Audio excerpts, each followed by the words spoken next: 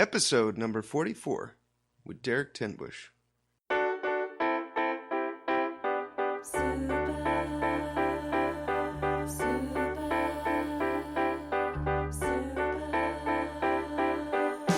got X-ray specs for eyes, I can see right through you.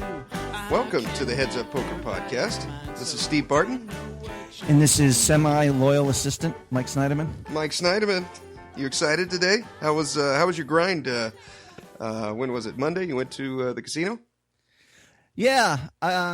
Since returning from Greece, I've had like 5 straight winning sessions there, so that's good. Wow, nice. The other day, I don't know. Actually, you can't really count it a winning session. I hit the bad beat jackpot. I was stuck about 4K, and then I won that, and then I ran it back up a little bit, so I went up.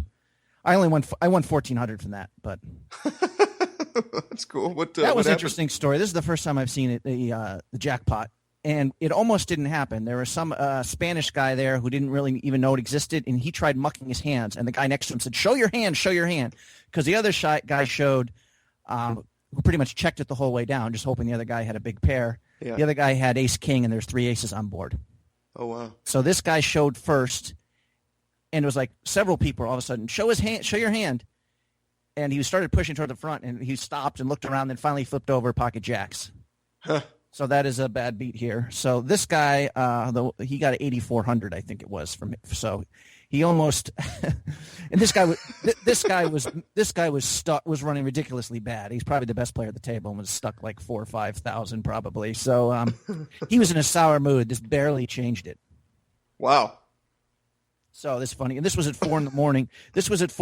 And I was actually like kind of falling asleep at the table. But I'm like, I said, I wanted to bring my car in for service, so I'm like, let's just try to stay till 6 a.m. whatever. So yeah. But you always hear everyone's got like a bad beat story where somebody accidentally folds or does something stupid, and so I now have one of those as well. Yeah. That's cool. $21,000 almost did not go to the table. Oh man. But wow.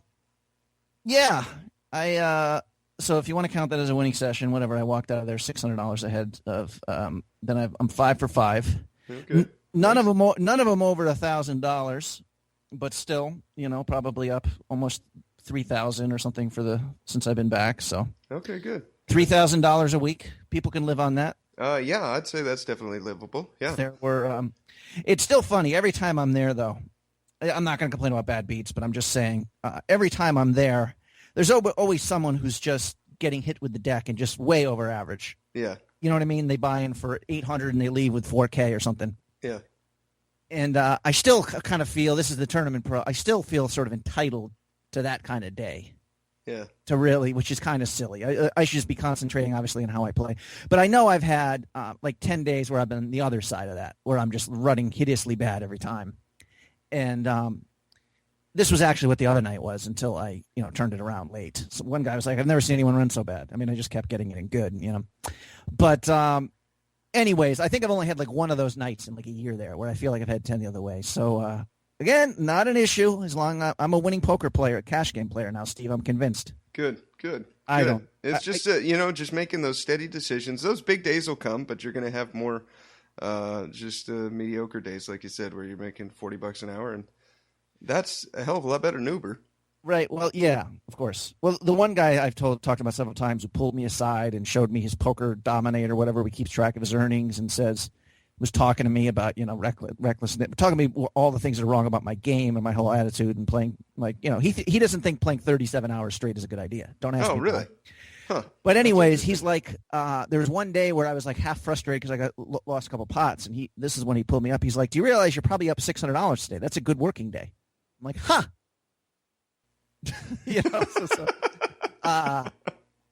These light bulb moments for me, Steve, are pretty like everybody. It's like when you learn to use the right side of the toothbrush. You've been brushing for years with the wrong side because no one showed you. You're like, oh, this makes sense. So have you? First of all, we always kind of forget. We got one of our favorite guests on, one of our favorite people in poker today. Yes, he's coming back. We got Derek Tenbusch. So I think he was last on episode number 10, and it was definitely one of our more popular episodes. So it's pretty lame the manipulations you now need to go through though to get people to return to the show, Steve. I got to say, it is. But you know what? First you working. say please, and then you say please again, then you say pretty please, and you just break them down. Well, after that, it just comes down to the pretty please with sugar on top, and they just can't resist. Yeah, although KB sensibly has seemed to be dodging us here because the man's busy. He works several jobs, has a family, does his own podcasts. Yeah. So if I were him, I would have ignored us. But thankfully, he's here. KB, I don't know. This is why I'm going to be leading the discussion, Steve. Here, I'm going to put you on the spot as a poker coach. Oh, interesting. Because I don't know if you realize this, if you're following, KB just final tabled the 115K this past Sunday on Winning Poker Network. I didn't know that, no. And so I watched his final table. I took a bunch of hands down. Oh, perfect. So I kind of have this wave of this thought that will kind of put you on the spot. What would you do? Okay. Then before he even says what he does, kind of thing, and then we can. Oh, this is good. I'm excited. I got a whole bunch of hands. I don't know how much time we want to spend on it, or if he's willing to. How much time he has. Okay. He's willing to do it. But anyways, I think we might have an interesting show for a strategy. You love the strategy stuff. I do. And normally I'd like to just bullshit, but I do want to bullshit with him about Twitch and some things. But we can actually incorporate that as we go along too. Well, we'll see how it goes. But I think I got a few interesting things to ask him. Cool. So before the first question I was going to ask before I went on that tangent was, how was your poker this week? It was good. I played Sunday and Monday. I know I won, but it wasn't much. I got one second place. I think I got a third, and the rest were basically bagels. And the second place I got it in good. I got it in with the King 8 suited against Queen Jack off, and he really tanked before he called. He was tanking so long, I'm like, maybe I want him to fold here. And then he finally called, and I'm like, oh, okay. But he got lucky, hit a jack. But yeah, it's been good. I feel like I've been playing better. My attitude has changed a little bit on the bubble, especially since the Alex episode. And I'm just trying to. I've noticed when I go to final tables and I'm the chip leader, I'm almost always getting the top three. If I go in and I'm one of the average stacks, then I'm lucky to get fifth. You got to go into that final table just with a big stack, and you have such a huge edge. And so that's one thing that I've been working on.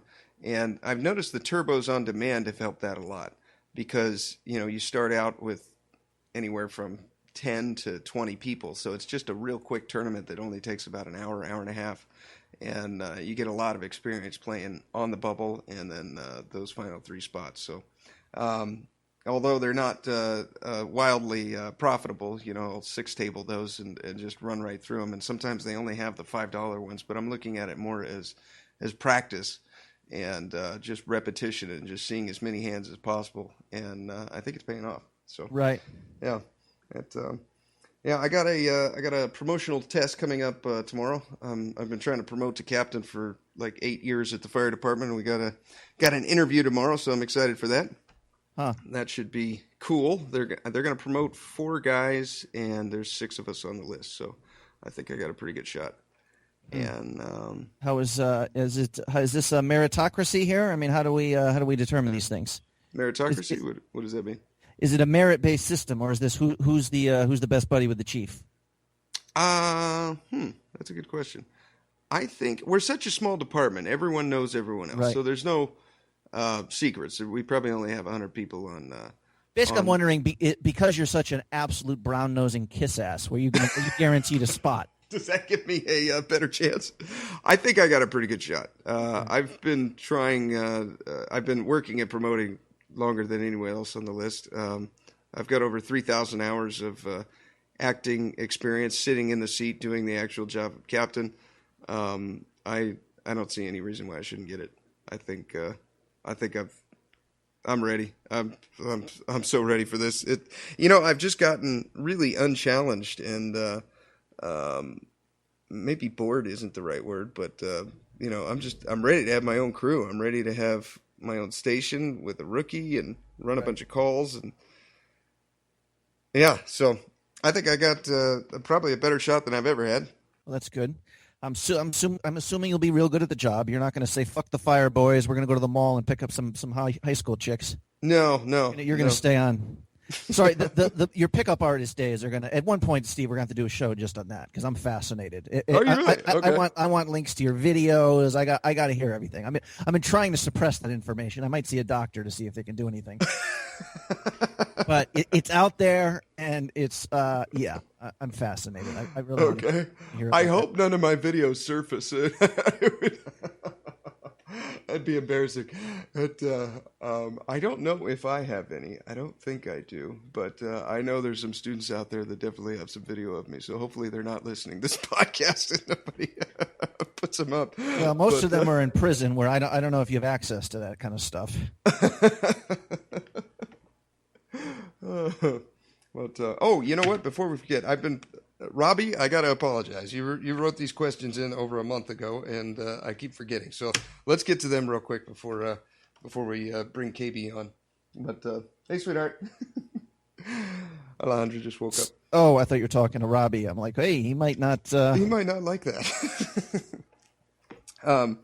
Let's see. Okay. Hey, guys. Still loving the podcast. The questions I have are about the time you guys spent at the WSOP. What would you do different there? Like play different or more tournaments, have a more set schedule, etc. What did you do right and wrong in the tournaments? Did you come away from the tournaments with a different strategy for next year if you decide to go back? Did you notice any major trends in the way most of the players were playing? And which tournaments did you feel had the better or softer fields? Thanks for putting out such a great podcast. Sincerely, Robbie. That's some good questions there. Yeah, it was. That should be something I should be thinking deeply about for 15 minutes or longer before I come up with an answer. But I think for me, as far as what would I do different there, different or more tournaments, I think I might play. Well, I don't know. I don't think I would play any different tournaments. I was really happy with the ones that I played. The fields were pretty soft. I might not play the 1K again. I played a $1,100 buy-in and at the Venetian, and I probably wouldn't play that one. And it's not because of the buy-in. It's more because of my mindset that day. I just wasn't right in the head. I had some stressful stuff going on in my mind. I would have been better off just not playing that day because I didn't play my A game that day. That's probably what I would have done different as far as that goes. Right and wrong in the tournaments, I think I was a little bit too, maybe a little bit too concerned about the bubble. Well, no, after I came back, I was more concerned about the bubble. So that's on to your next question. What did I really learn as far as strategy is, like I was talking about just a minute ago, is as far as bubble play goes, I'm not going to be concerned with min cashing. After what Alex said, I'm just going to go for it, try to amass as many chips as possible, and if you bubble, you bubble. I don't know if that's what by the way, what Alex told you exactly. He was applauding you for thinking deeply about this in terms of building the good graph and all that kind of stuff. But yeah, I mean, I agree with the lesson there. I mean, yeah, you got to take your spots. But I've had to look at the other side of that too. Sometimes I've lost a lot of chips, obviously, in tough spots. So yeah. But overall, the best players are aggressive, especially around those times. I think so. Yeah. Well, like before, my caching rate was 20%, and I was pretty proud of that. But after talking with Mark and Alex, they're like, "That's not good. That means you're min caching too much." Okay. I haven't gone over my numbers since then, but I think it's less, and I believe my amounts that I'm caching for are higher. So for next summer, I think this would be sort of be answering his question. What's your ideal situation where you can get 2.5, 3 weeks off and go play 10 to 12 tournaments? Yeah. And you're obviously not going to be playing a 5K 6 max. You're going to be smart and finding, whether it's the Venetian or anything, like 1Ks with good structures and good fields. Yeah, I want to get. I want to play 10 tournaments, be backed in them. for 80%, maybe 90% of my buy-ins. If I don't get backed, worst case scenario, I'll go out there with the same amount of money, and then I'll just play the $200 or $300 tournaments. But ideally, what I'd like is I want to get backed in about 10 grand worth of tournaments. Go out there, like you said, for 2.5 weeks, and see what I could do.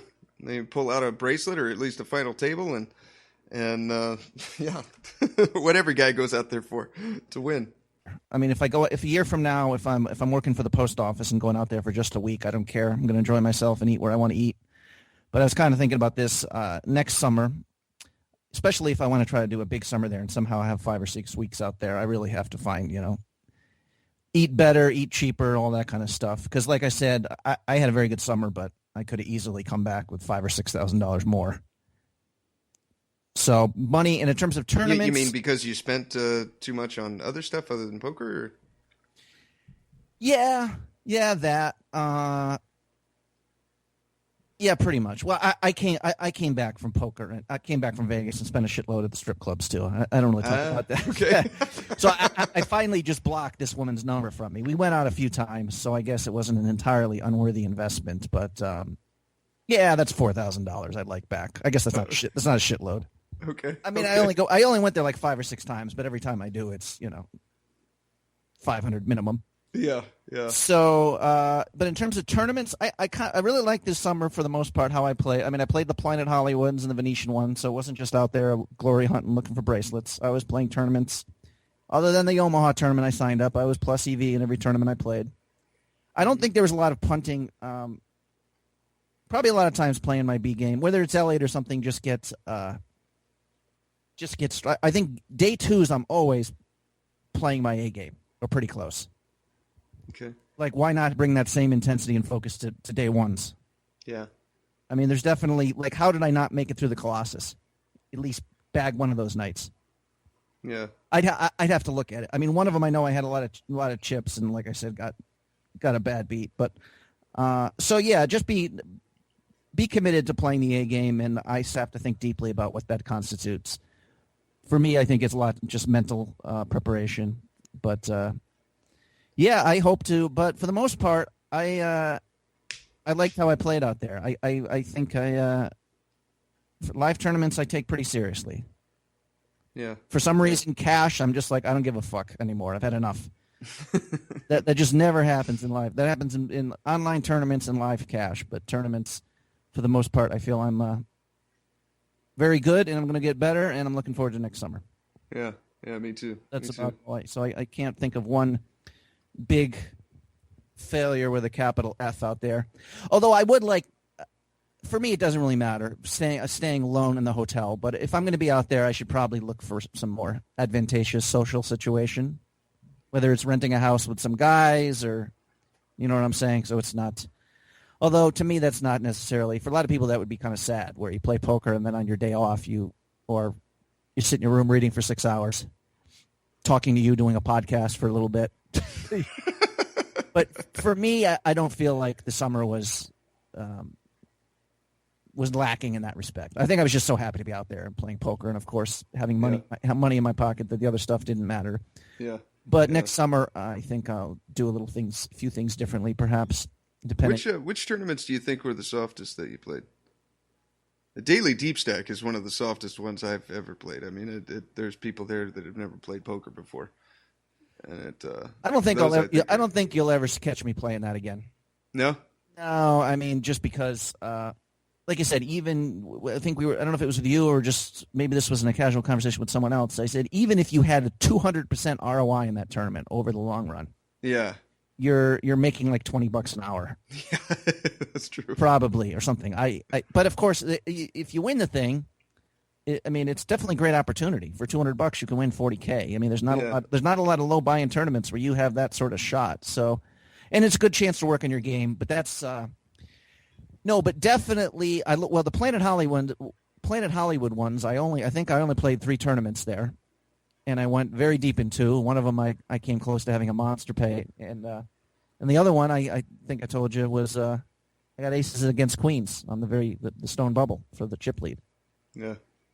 So definitely the Planet Hollywood ones, the Venetian, but I'm always going to want to play the WSOP ring events, certainly. I mean, the 2,500 six max is probably something I'm neutral EV or just barely ahead. So for me, that money it'd be smarter to invest it in a Venetian 1,500 and a Planet Hollywood 1K, but that I'm going to go for kind of thing. So I guess contradict myself. I'm not totally looking for, but yeah. So my next time will be the same thing. Other than the main event, I won't be playing any no limit tournament that's more than 2,500.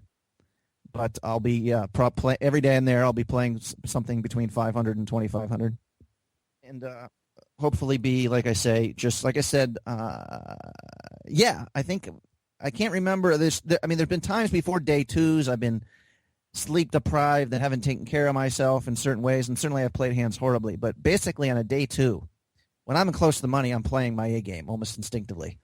Yeah. A lot of people think it's the opposite. They go the other way, and it's just like they get nervous near the end and this and that. So late game, I think I'm always playing pretty well, or pretty well for me. Yeah. But there's definitely a couple days where I dusted off some stacks in day one and just got frustrated and blah, blah, blah. But, yeah, I mean, that's the goal. Play your A game all the time. Yeah. Raise your A game, too. So. Yeah. Yeah. Hopefully, Robbie, we'll see you in Vegas next summer. Hopefully. Yes, thank you for the questions, Robbie. Let's see. Oh, if you guys have not gotten your free MP3 yet from Elliot Rowe, you can click on the link in the show notes or go to headsuppoker.poker and click on the banner at the on the homepage of the site. It'll take you to a page where you can download your free MP3, listen to it before you play the next time, and it works. It works. I do it every day before I play and after I play. Sometimes after you're done playing, your mind is racing. You've been playing all Sunday for 12 hours and you just can't get to sleep. He even has a hypnosis tape for that to be able to put you to sleep, and it's worked for me every single time. I forgot to say, yeah, I just bought his 2 meditation tapes. Good. So we should also say there's a free one, but there's also a deal on the other 2, right? Aren't they normally? I can't remember how much I paid. I just took it out of my PayPal account. Okay. But I haven't. It's a warm up and a warm down. There's 2 separate ones. I don't know. Yeah, those are the ones you're talking about. So I just bought those. I can't. But there's a deal on those 2. So if you click the free one, then that'll. I mean, I'm not into advertising here, but it's kind of. Elliot also had like a little intro to these 2, and he's just being honest. He's like, these are not something that's going to turn you into great poker players or deal with any mental problems. He's like, this is just a beginning. You're going to have to work. And right after he said work, I just said, okay. That's when you checked out? I want super medicine, which makes me smarter and calmer, sir. I don't like work. No. It's I'm definitely going to use them, and I'll report back when I do, because I'm getting better. Like I say, just from listening to the show for the last 10 months, I'm making baby steps in emotional maturity here. Yes, but the warm down thing is we want to talk to KB, so we'll after I listen to the tapes, we can explicitly talk about why it's necessary, why it's good, and how it's helped us. Yeah, or how it's helped you and might help me. Yeah. But all the links will be in the show notes. If you want the free one, you can click on the free one, or if you want the ones that Mike's talking about, click on the link right below that. But shall we give KB a call? Please do. Okay. Hey, guys. What's up, Derek? Not too much. How's it going? Excellent. And you? Good. I managed to get out of bed in time for this podcast. Oh, jeez. Life's good. Had to roll out of bed at the butt crack of 12:30 in the afternoon. Yeah. Actually, today that's not, for once, isn't true. I actually went to bed really early last night for a change. Oh, okay. So I've been up and at 'em for hours. Oh, okay. Good. Chugging 20 beers a day actually helps you get to bed early, doesn't it? Yeah, it really does. Sometimes earlier than you planned. I just want to quickly apologize for Steve's months of harassment to get you back on the show, but but it worked. He threatened to actually take the bus out to the Carolinas to record this. And like, okay, I'll get on the phone. No, in fact, he actually kind of stopped harassing me, and then all of a sudden, I forget what reminded me, but something made me go, "Oh, we were playing at the same table." Yes, that's what it was. I saw you at my table, and I'm like, "Oh shit." I was supposed to go on the podcast again. So I dropped you. I've been grinding so hard that I forget about a lot of things, like not just poker stuff, but life stuff. I'm lucky I haven't missed any anniversaries or birthdays yet. Speaking of poker things, it's very fortuitous time to have you on here because you just had a real nice score this past weekend. Yeah, finally. Jeez. I've been on this weird, like, God, I bet it's been 2 months or 3 months of being stuck somewhere between a 1K downswing and a 5K downswing, and just going up and down, and every time thinking that I'm going to get out of it, and then I don't, and then and then I would think that it's just going to get worse, but then I would have like a decent score to kind of get me back, to just to only down 2,500 or whatever, and I just was continuing forever and ever, and I started to wonder if I was playing terrible, running bad, or both, or a combination of, or. But yeah, so finally this weekend we focused up. We played pretty much 4 tables the entire Sunday, and it was the first of these $5 million guarantees that they're running on America's Card Room here in the States. And we actually kind of built up a stack in that $1 million too, but then we lost a pretty big hand. I can't remember what it was. I think it was like Queens to Ace Jack or something, like kind of an unfortunate spot. So then we just had to like sit there and one table this 50K Sunday, the 115K guaranteed Sunday special, and luckily found ourselves at the final table, ran pretty good, and then just flipped our way out in 5th, if I remember correctly, for like 6K. So basically eliminated the downswing all in one day, and it's like a whole new world again. It's like a fresh start. Yeah, Very nice. Yeah, that's a big stress relief. Yeah. And this was I actually watched the Twitch this morning of the final table. Oh, right on. So I told Steve, if you don't mind, I kind of wanted to get into strategy earlier, and from that we can kind of branch out to talking about twitching and other stuff going on with poker and maybe your business. Yeah, sounds good.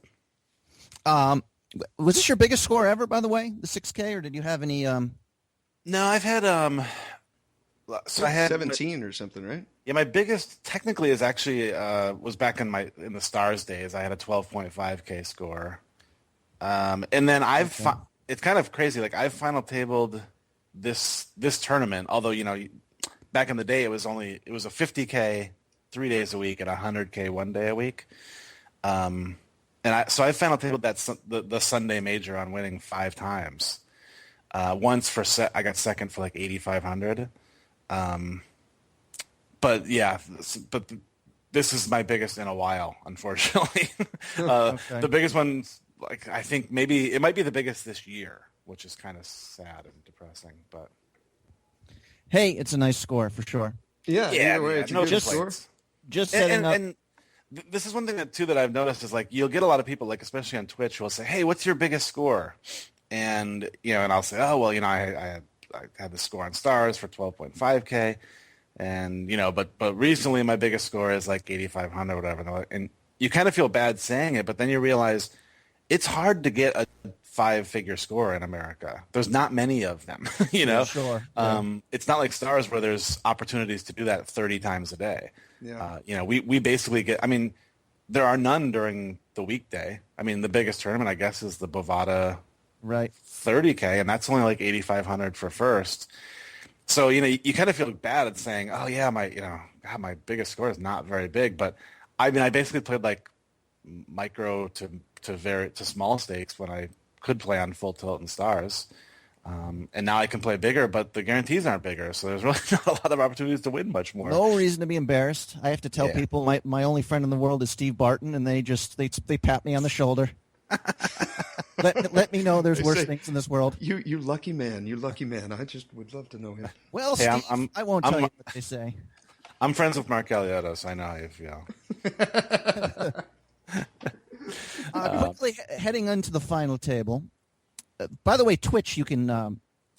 It's kind of interesting. You can go back and watch this, but for some reason at the beginning, I did not watch this live. There's a thing that says some of the audio has been removed for.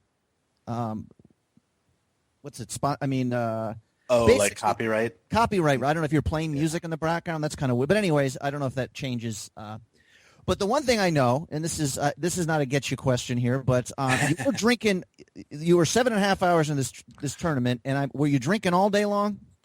No, I try not to start drinking until like around dinner time, at the earliest. You seem sometimes later. You seem pretty festive. Yeah, I had a really good time that night, and it's kind of funny because I looked back through my hand history today, and I don't feel like I played particularly terrible, which is impressive.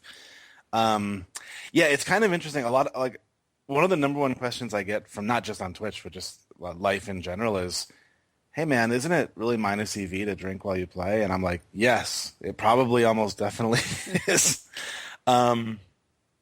Which is funny because, my Mark is, this is not that much of a secret anymore. Mark is one of my backers.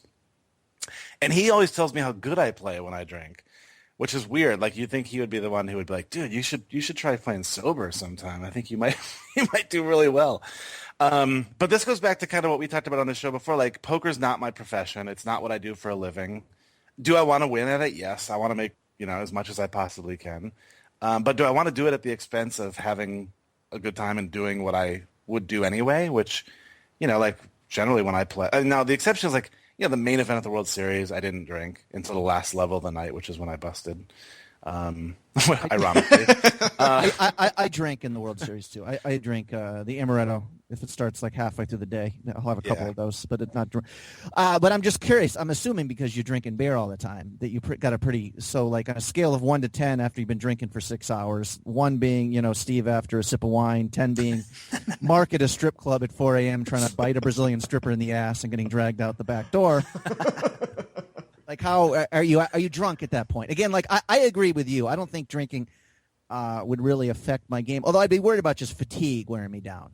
That's really the biggest issue that I have run into occasionally in the past is that when you do, like sometimes I'll start earlier than I want to or than I plan to. And the next thing I know, I'm like, fuck, I'm tired, So it's not like you really like start punting or playing terrible or anything, but you just get exhausted, which kind of defeats the purpose of having the fun that you were planning to have. All of a sudden now you're just exhausted and worn out and you don't feel like playing. You want to go to bed. But no, I felt totally fine at the time. Now there came a point after I busted where I think I started railing Danny's tournament and I was playing, I think like an $11 turbo on Bovada or something. And at that point I started to get smashed. It's always hard because I drink pretty high alcohol beers. Like the IPAs like I do, right? Yeah. And the one I was drinking that night I think was a double IPA. It was like it was like 9.5% or something, and they were 16-ounce cans. This is so good. Those are so good. I love them. So, but I felt completely fine. Now, that being said, I actually would like to go back and watch that stream because I'd like to see if I played horrendously. Now, there's one thing I know is that I do tend to miss the occasional shove spot where I need to be shoving and don't. Well, I got a bunch of hands to discuss here, so we can kind of discuss your final table play. Nice. I'm down for it. Okay, let's start. Well, let's just assume that some sort of plague has hit America, and there's only one poker coach alive. His name is Steve Barton. And he's right here, Derek. You're lucky. Yes. It's so your lucky, the way I lucky thought would be day. kind of interesting is, KB, you don't even tell us necessarily what you were thinking or what you did. We just start by asking Steve what he thinks, and then we'll kind of bring in what you did if you remember. But you said you just already did a hand history review. So yeah, I didn't go into a ton of detail. I was basically looking for interesting hands. Right. So the final table begins, and KB, I believe you're third in chips, right, with around 800K when it starts. Yeah, that sounds about right. And the first hand I jumped to, somebody went out real quick. What are the blind levels? Well, this first hand, I think is what the blind level starts. The blind levels are 12,500 and 25K with a 2,500 ante. So he has 32 big blinds, approximately, here to start the final table, or somewhere in that realm, that area. In the first hand, I want to discuss this 8-handed Steve, and you are third in chips here with 791,000. And the under the gun guy does a min raise. The under the gun guy has 2.2 million in chips. He's the overwhelming chip leader. Okay. There's some guy who has like maybe 1 million, just a little bit more than KB. And he raises to 50K. And the cutoff shoves for 152K for 6 big blinds. Okay. Cutoff. So folds it. So under the gun, open min raises to 50K. The cutoff shoves for how much? 152,000. And then since I got so many, we'll kind of breeze through, and then not breeze through, but so there's now already 260K in the pot, and KB has 9-9 on the button. You know, this is an interesting spot because I was reviewing a tournament and I had one just like it. I had 8s though, and I was put in a similar spot. And okay, let's see. So 791 divided by 25. So we got 32 bigs. Yep. And what are the numbers on the UTG opener? Oh, I don't have any of the HUD stats here. I don't know. Oh, okay. But he seemed to be opening pretty wide, I'd say, in this spot. Yeah, sadly, well, not sadly, really. Interestingly, on Twitch, your HUD stats are hidden, which is kind of cool. Really? Yeah, that was weird. Yeah, so people watching that information I don't have.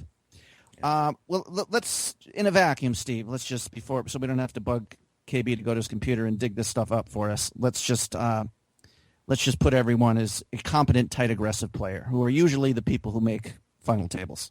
Okay. Occasionally, you get very laggy people or two people who are. But so, what is your thought here? Obviously, if you rip and they fold, you've just added 260K to your stack, which is almost exactly a 33% bump. Yeah. Or if the first guy folds and you beat the second guy. So how do you? I mean, you certainly think you've got the cutoff. You're well ahead of the cutoffs range, correct? Or maybe not? Yeah. And the UTG opener min raised we have 32 bigs behind. Are we still full handed or are we down to 5 or what? 8-handed. 8-handed. 32 bigs. Do you remember what the other stacks were? Were there other stacks that had 5 bigs and another guy had 8 or? No, this guy was the only one who was really short. I think the next shortest was probably 15, 20 bigs. Okay. Yeah, and you were on the button or in the big blind? He was on the button. I'm sorry, KB. What was that? I was going to say I did find this hand, by the way. I don't know if you want any information, but I can tell you. Or would you rather kind of do it? Let's do it. You got the HUD stats? I do. Awesome. Okay. So under the gun, the guy who originally opens is running 24-22. Oh, okay. Over 394 hands. That's a pretty good stat. Okay. And what's his 3-bet? 6%. Okay.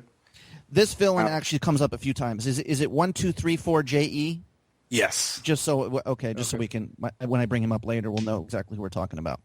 And then I think the number that's actually more interesting and probably the number that is important for this discussion is the button who ends up, the cutoff who ends up shoving is running 12-9 over 164 hands. And what's his 3-bet? 3.2%. Oh wow. Okay, so this guy gets the Nit of the Year award. Yeah. Yeah. He would watch the KB Twitch stream and is like, this guy's an effing lunatic. He's a maniac. What's he doing? His VPIP is 18. Good God. Yeah, it's pretty interesting because this is where on my Twitch stream I go, wow, this guy makes me look like a lag, Yeah.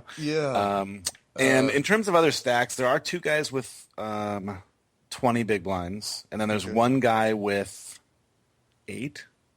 There is someone else. There is someone else who's real short. Okay. Yeah, the guy in the cutoff. I'm sorry, hijack. I keep thinking this guy who shoves is the button. The guy in the hijack 5-bet light bro has 197K. So at 12.5, 25,000. Oh, I played with that guy 5-bet light. Yeah. So I just thought I would give that. This is a tough. Well, Steve, what's your first instinct? Is this this is a shove or fold, right? Yeah. I don't think we can call here because then the under the gun with a big stack is going to be putting us in a real tough spot, shoving just to get us out and have a lot of dead money in there. I think you either got to go with it or not. My first instinct was actually just shove it in, but then now that I hear these HUD numbers, I'm thinking, I feel like on the button, you can fold this. In the big blind, this would be much tougher, a much tougher spot. But I'm leaning towards a fold after hearing this. Well, how about the under the gun guy? I still think you got to think you're well ahead of this guy's range. He's got to shove any pair and any decent ace. So I agree that it's not any 2 cards, but that guy's shove doesn't bother me. It's if I shove how wide do you think the under the gun guy is going to be calling? That's another thing. Can you click on his numbers and see what his opening range is in early position, like under the gun? I can. His EP open is 28. Wow, Oh. it's actually the highest spot for him, which is And that- really interesting. Oh, you know what? Yeah, I'm going with it. Well, his button is only 18. Wow. That's insane. I don't know. I agreed with what he did, which was fold. Okay. I think, it's just the final table's essentially just begun. Well, I don't know. I think tens I would have to rip. I don't know. Nines is definitely the worst hand I would fold here. I don't know what KB if you think even tens is a tough call. It's super close. God, tens would make me just want to throw up. It's a little tricky because not only so in my mind I don't know if this is what I was thinking, but as I'm looking at the hand again, this is what I'm thinking. Campana is super nitty. That's the guy who shoves. And not only is he nitty, but now he's shoving in a spot with pretty big ICM implications against an under the gun raiser who has to call him.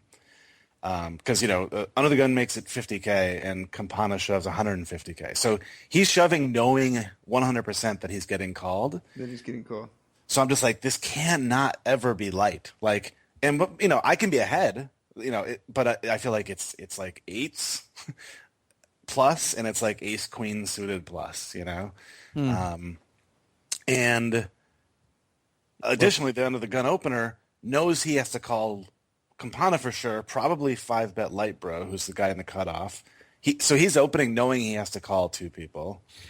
So I don't suspect he's going to be super light, although he can be abusing ICM and just, I was going to say he can easily call with Jack 9 suited and be. He's got a big chip lead here. So well, what range do you think? I mean, if he's a 12-9 3.2, but remember he's got six bigs. He's got I think in that spot he's like ace 10.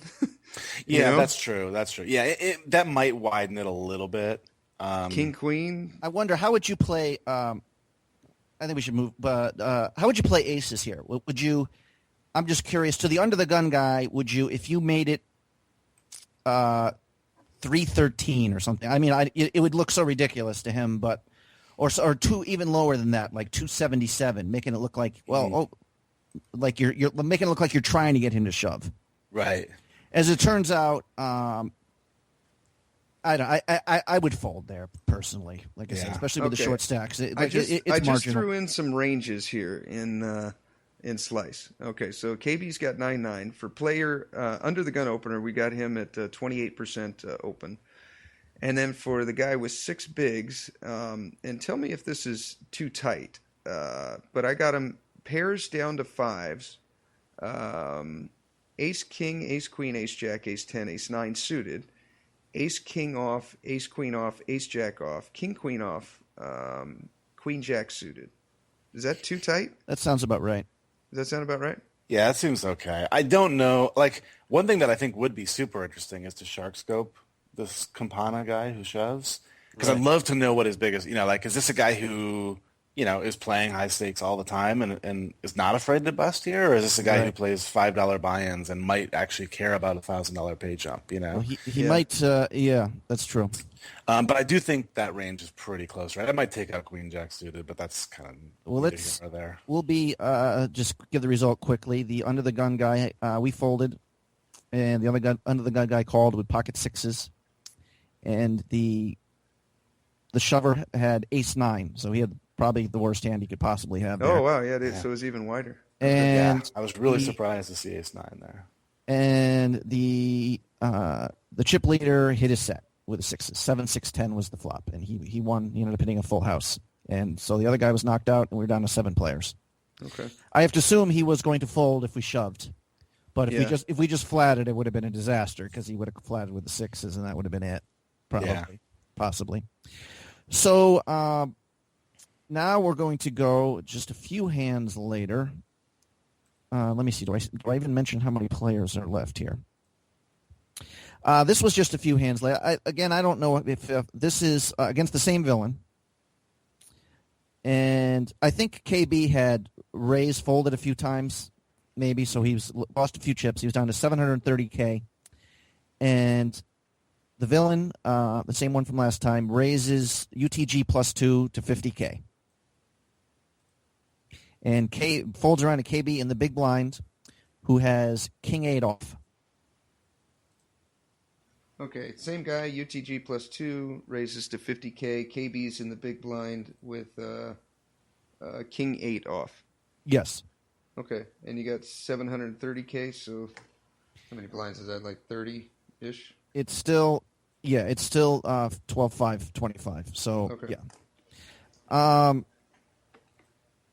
Do you complete there? I don't have the exact chip numbers here. This one I don't think it's quite as relevant, but you're obviously getting 3-1 or better on the call, Steve. Oh, yeah, every time. Okay. Quickly, the flop is Ace-9-2 Rainbow. Ace-9-2 Rainbow. And we have King-8 off. Do we have any of the suits? We have no possible for backdoor anything, okay. Obviously. Yeah, King-9 off and a Rainbow flop. Yeah, I didn't write those down. Wait. King-9 off or King-8 off? King-8 off with Ace-9-2 on the flop, yeah. So we flop air. We got nothing. Okay. Yeah. This is not a super interesting hand. I think KB plays it pretty standard here. KB checks, and this guy puts a real small c-bet, although I think he was doing this quite a bit. Yeah. He bet like 43K or something. I don't have it written down. This was not unstandard for him. But I either like a check give up, check fold, or a check raise. Check raise give up. Yeah, you're not flatting. I don't think. I mean, I guess it's not. Well, it's possible King High could be good, but I wouldn't want to play it like that. Well, no. If you're flatting, you're just hoping he doesn't have an ace and checks in the turn, and you steal it on the river. You're not hoping to hit a king. Well, KB check folded. I think it was, but there was just a couple spots where I remember watching this and saying, when he bet small, I'm like, well, you can raise here pretty cheap. Yeah. And make it, and just to kind of put him to his test. He's he's got the chip lead. It looks strong. Like I said, when you got 30 bigs, just to kind of lead a little philosophical discussion, like this is where I might take some chances, because to the villain, it's always going to look even stronger. Yeah. If you pop it to 150 now, it's like, well, the guy doesn't have that many chips. Does he really, they're short stacks. Does he really want to?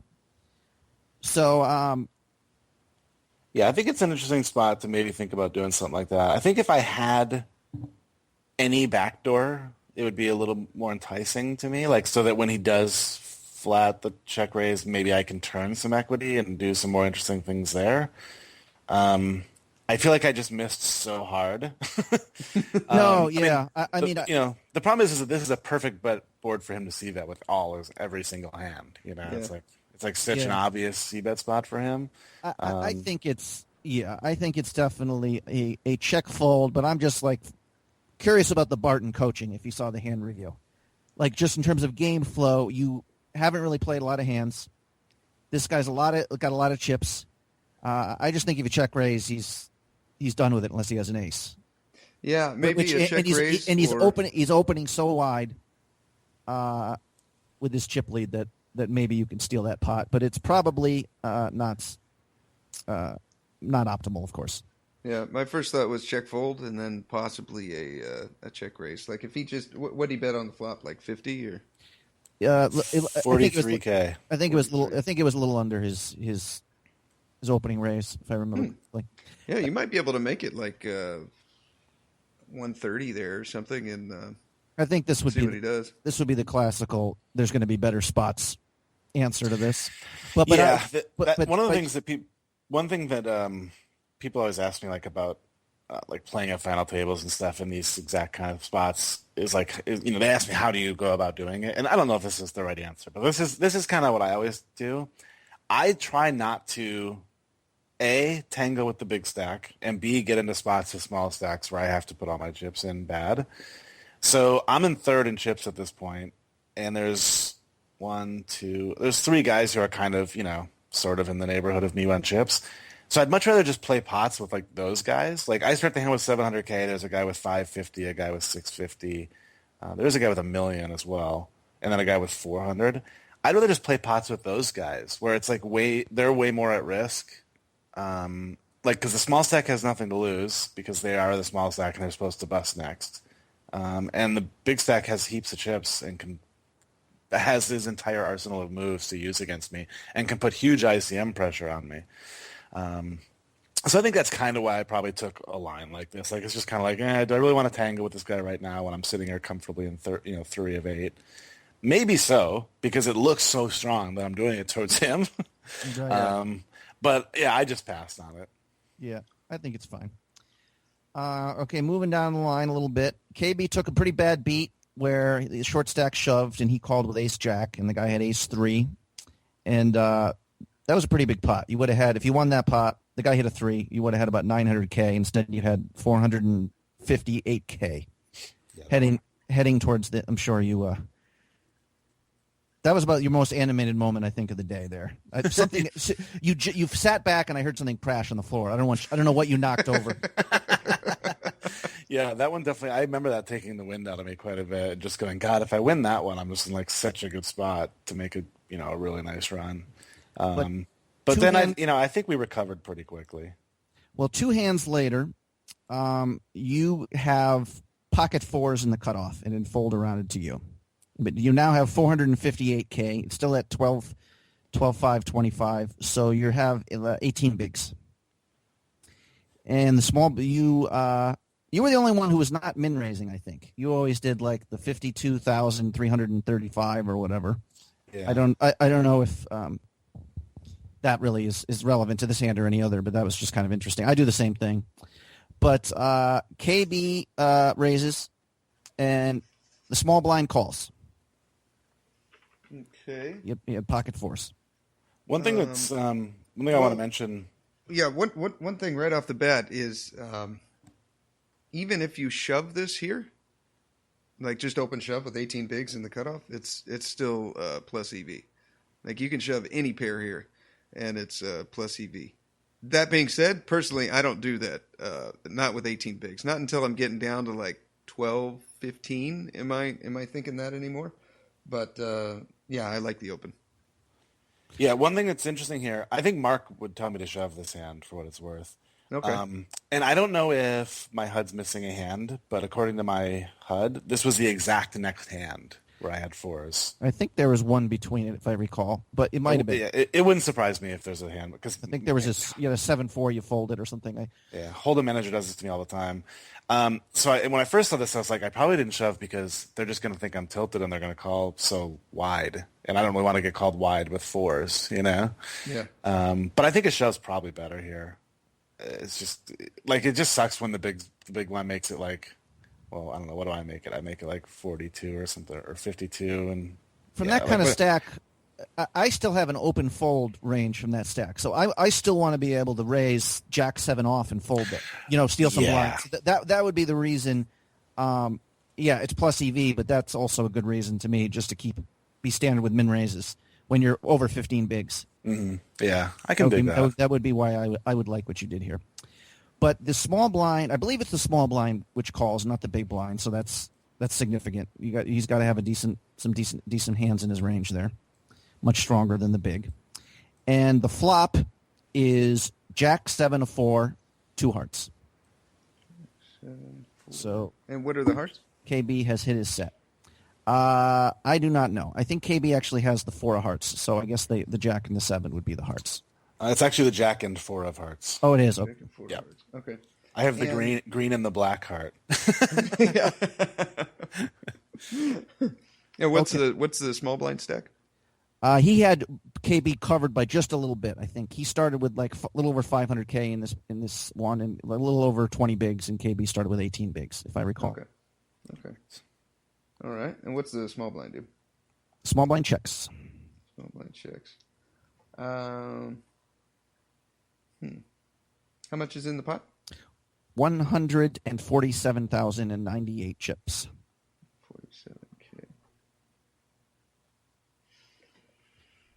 So obviously, after KB raises, he only has 400K in his stack behind. So just to take it down now is, 40% bump to a stack. Well, yeah, but we don't. We want to get some money in the pot. I mean, he just flopped right. a set. No, I'm just yeah.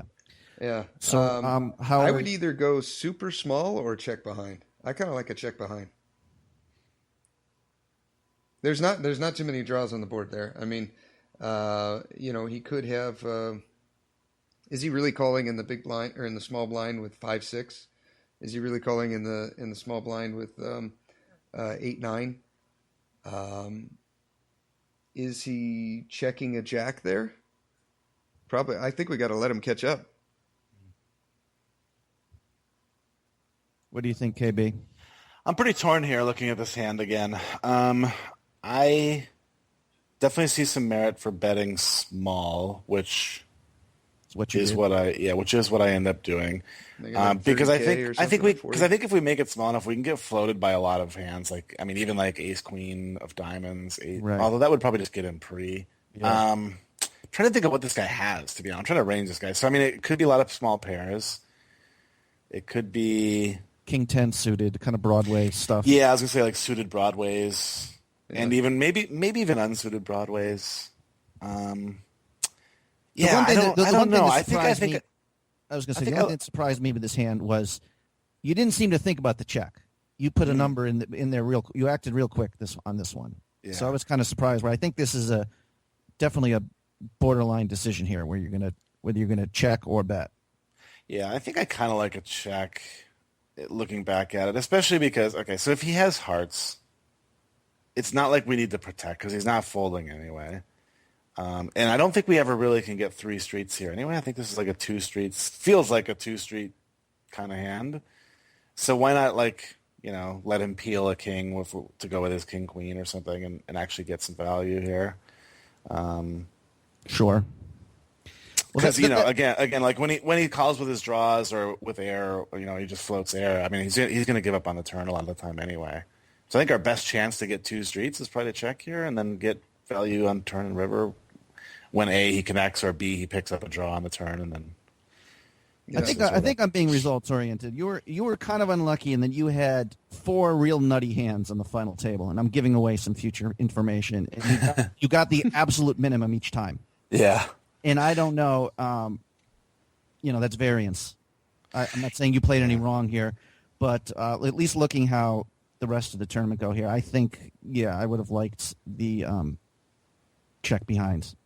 Yeah, I think a lot of it too is that I've gotten so much better about c-betting more often when I miss that I feel like I need it.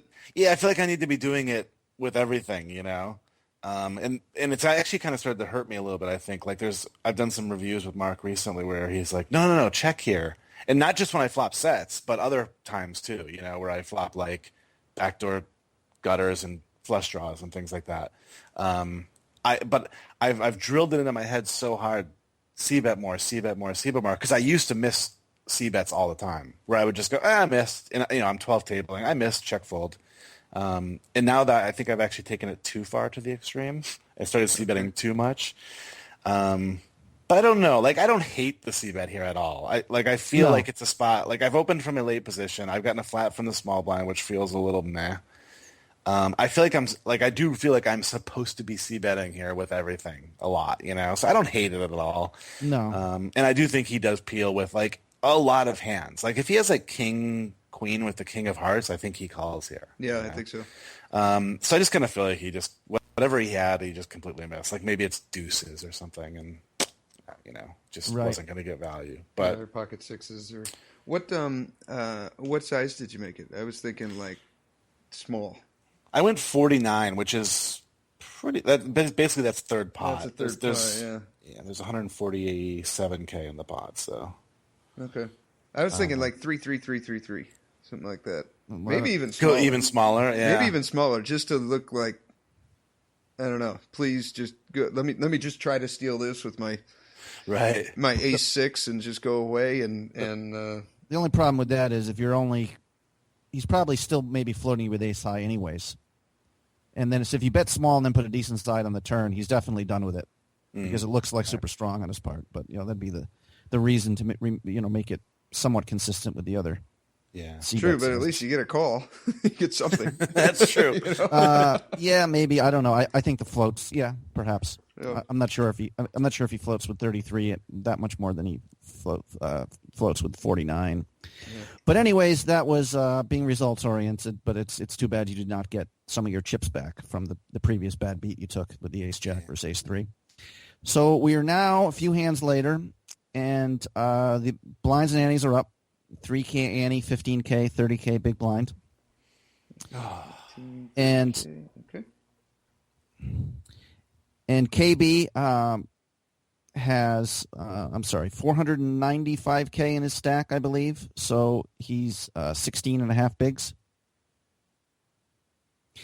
And the UTG +2 min raises. I'm sorry, UTG opens min raise, and KB is UTG +2. I don't say it here. I think we're down to 7-handed here. Yeah, I'm pretty sure. Yes. And like I said, and KB has pocket aces. That's a pretty hand. And I didn't say either, but is this the UTG guy got a big stack? KB, do you have that? Yeah, he starts pretty big. He starts with him with 1 million, so he's second in chips now. Okay. So what are you thinking here, Steve? Okay, you got 16 and a half bigs. UTG basically has, like, if he's got 1 million, he's got 32, something like that, 33? Yeah. Okay.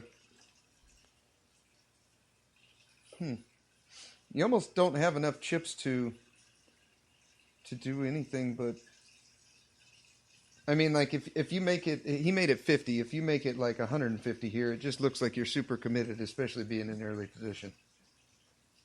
I kind of like a flat.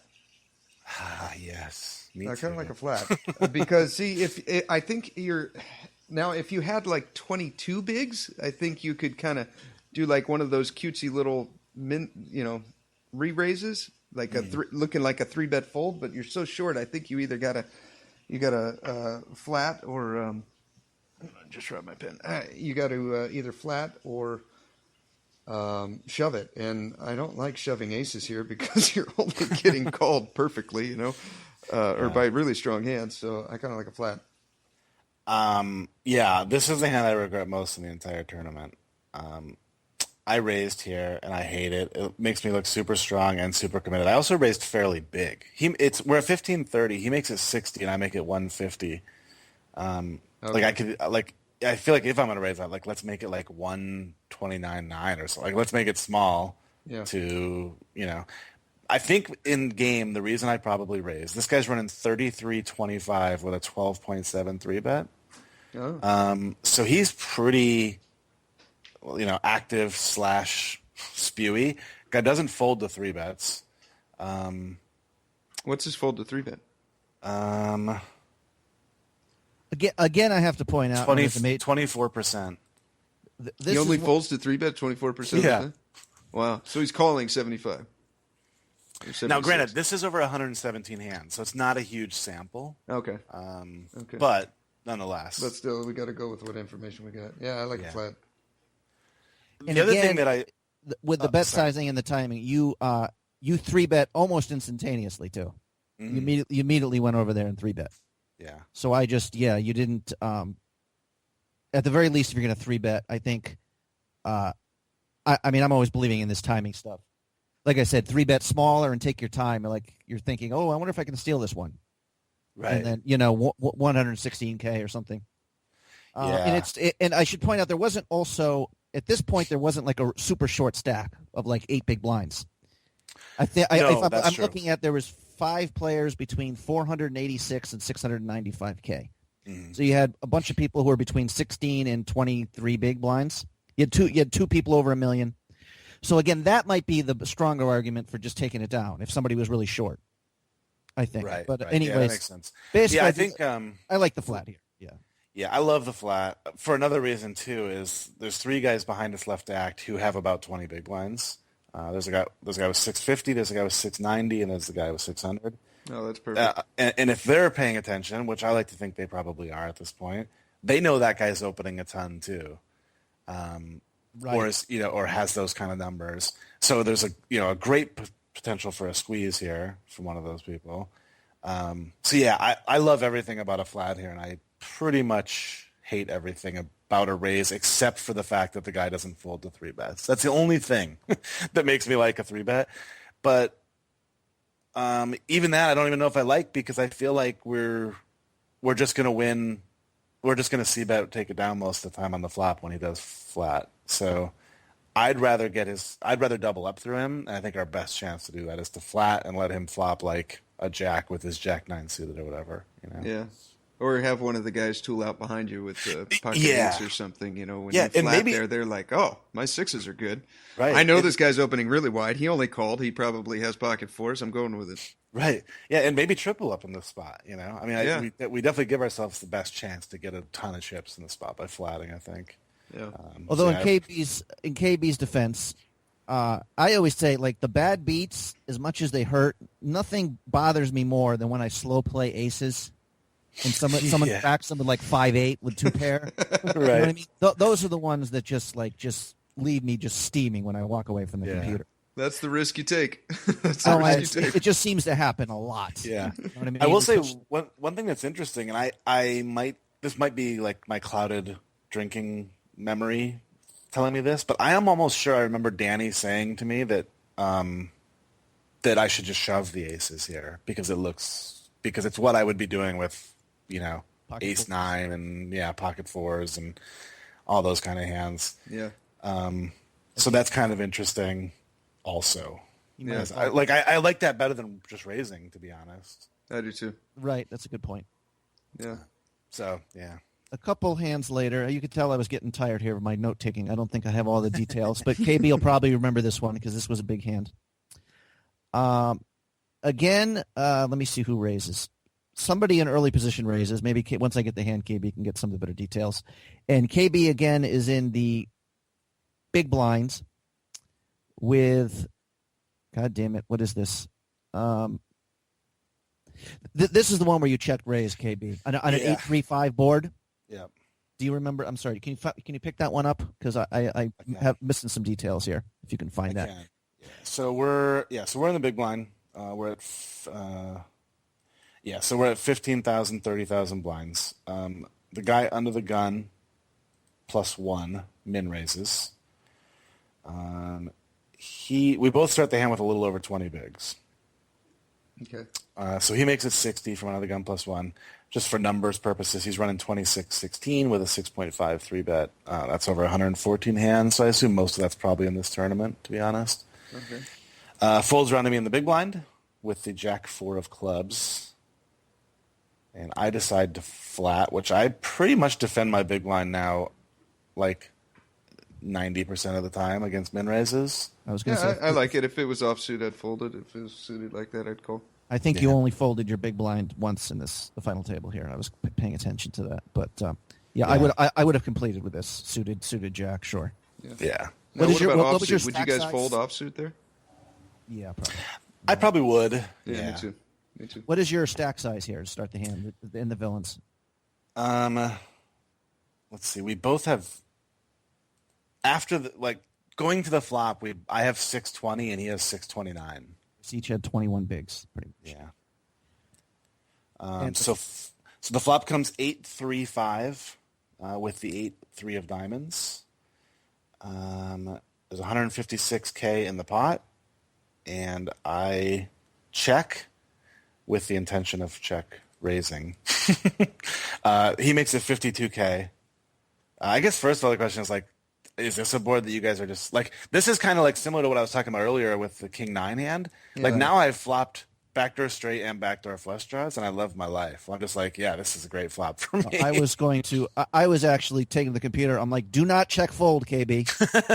I was afterwards. I'm like, is it better with the donk lead or the check raise? What's the better line here? Yeah.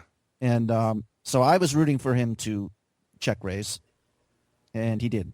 Yeah. Now, what is this guy's c-bet? What's his c-bet percentage? Let's take a look.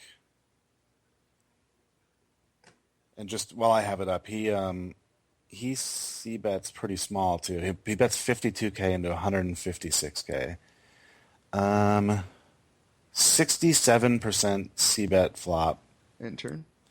It looks like he's 0, but we only had one instance of that, so it doesn't really mean much. No, that doesn't mean much. The flop c-bets over 6 samples, so it's a little more accurate, I guess. Okay. So I mean, yeah, he's c-betting almost 70% of the time in the samples we have.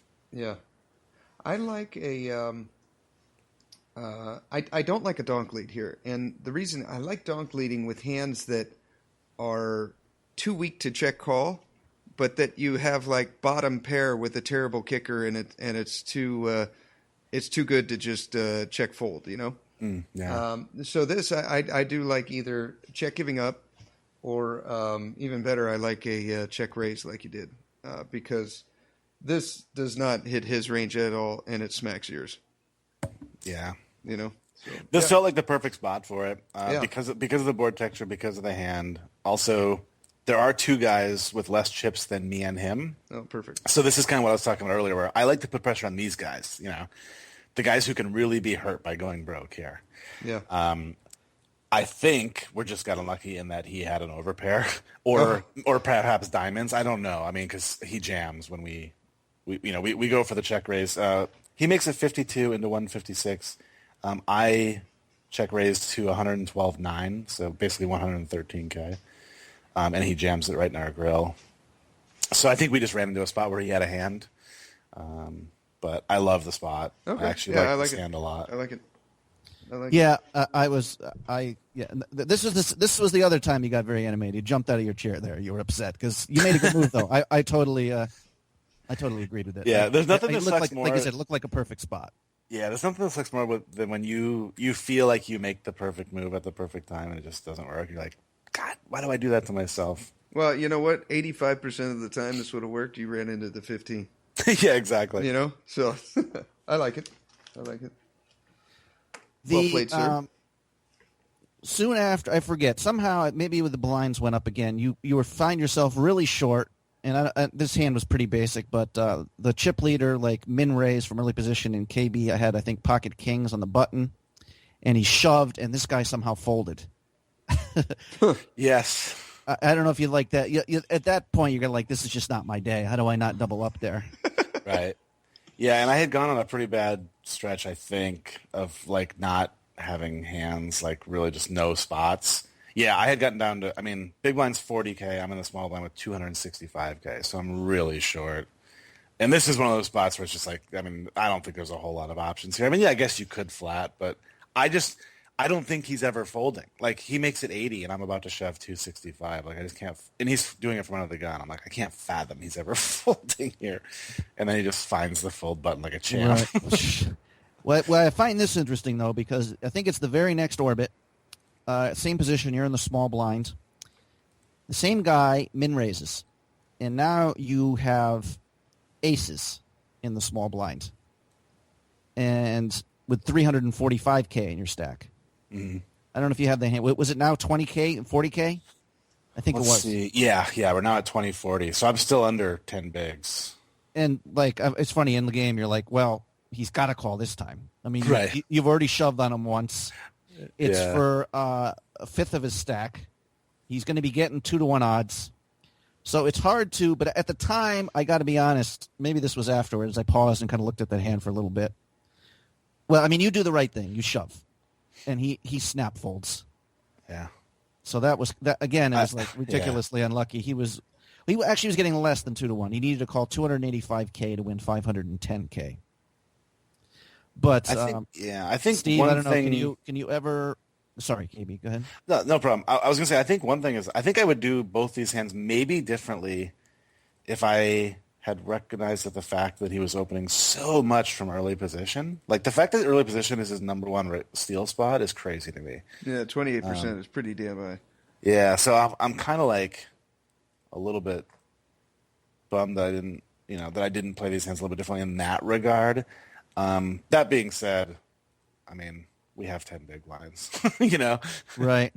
Although I got to say, like, mad there's about a lot of times where I thought there were borderline chance decisions where you're acting really quickly. I don't know if like when Mark does a hand history review, this is why Twitch might be, like if you review it with Mark, like watching it on Twitch might be, or he might have been railing you anyways on Twitch. I don't know. Yeah. I know like Big Dog was and Danny N13 and a few others. But I was afterwards, I'm like, well, and the big blind was the big stack at this point too. So if you just call there, he's going to probably complete with anything. So you get a little more money in that way. I mean, again, I think you played it right, but especially because this guy was the guy who just folded kings, and you actually have more chips now than last time, and he's got a little less. I think it's probably a flat in my mind. Yeah. But again, like if the guy's competent, it just looks super strong. And the problem, of course, if he actually has pocket eights this time, the flop could come 10 Jack Queen, and you just lost a double up. Right. But anyways, just something to think about here because again, poor KB, 9 big blinds, shoves it in there with aces, and a guy had raised folded. Yeah.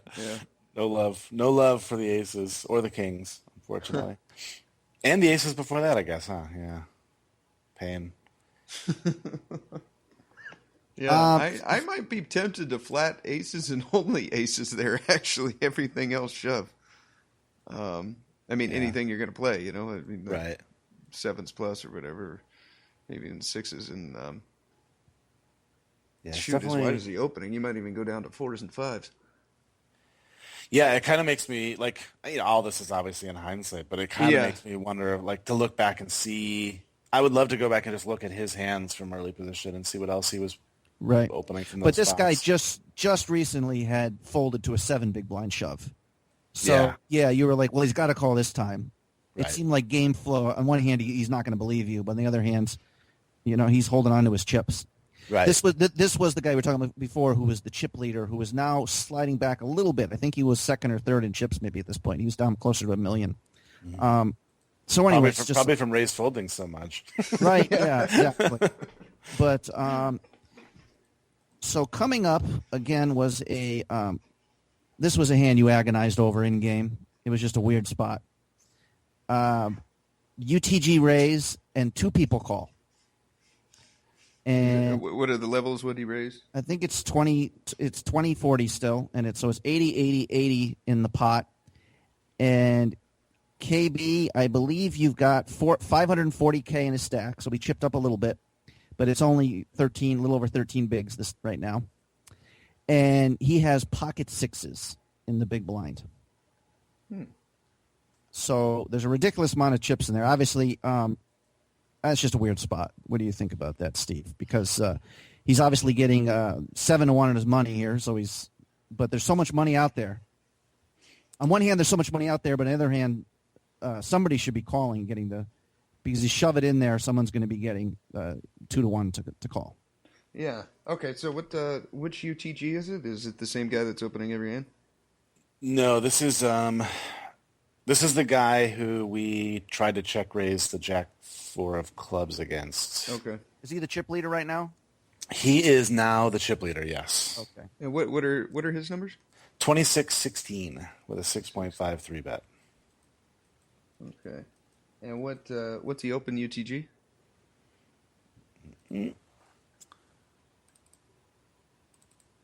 Come on, Hud. You can do it. Sorry. Remember, Steve's the only poker coach on the planet. You got to be real nice to him and answer even his marginally relevant questions. Yes. It's not gonna let me open it, I guess. I think. By the way, are we 6-handed or 5-handed now? We are now 6-handed. Okay. 6-handed. Hey, you know what? Okay, so he opens and then you get 2 callers, and you got to call 40. You got to call a big blind to see a flop. Yeah. And what are their stacks? Do they all have you covered? Yes. The first flatter has just under $1 million. Second flatter has 1.2 million. Okay. I start the hand with like 540K or so. I like a flat. Just, I think if you shoved here, you're probably flipping, possibly even behind. Sorry, we're moving. My wife is packing in the background. So No worries. getting ready to. How often do you think you're getting all three to fold here? If you only have to worry about, do you agree that only the under the gun guy possibly is calling, the other two guys? I mean, it looks like a perfect squeeze spot, but but remember, he's just shoved like this twice in a row. Unfortunately, both times it was kings and aces, and he didn't get called. So he does it again here. I think he's getting called. No, but I mean, it's all about stack size here. Someone's not going to call off half their stack with king jack suited here, I don't think.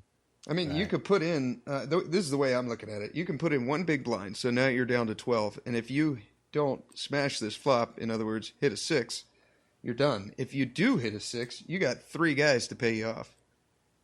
You know, I think it's a perfect call spot. You could shove. Maybe it is plus EV by a little bit, but I think a low variance route and one that could score you a double up is just flat here. And then you'll have 12 bigs going into the small blind and a whole nother rotation to do something. Again, I'm just bringing it out there, though. If he shoves and gets everyone to fold, that's a 60% plus boost to his stack. I mean, so it'd be a huge. There's a lot of chips out there. Yeah.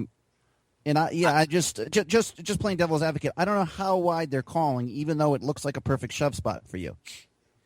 Yeah, I think that when we find out, basically what I'm going to be asking here, once we find out what they have, would the under the gun guy have folded his hand, which turns out to be pocket sevens? I don't know. That's the question. He probably reshoves, and this would have been your bust out hand. Right. Yeah, I think probably so.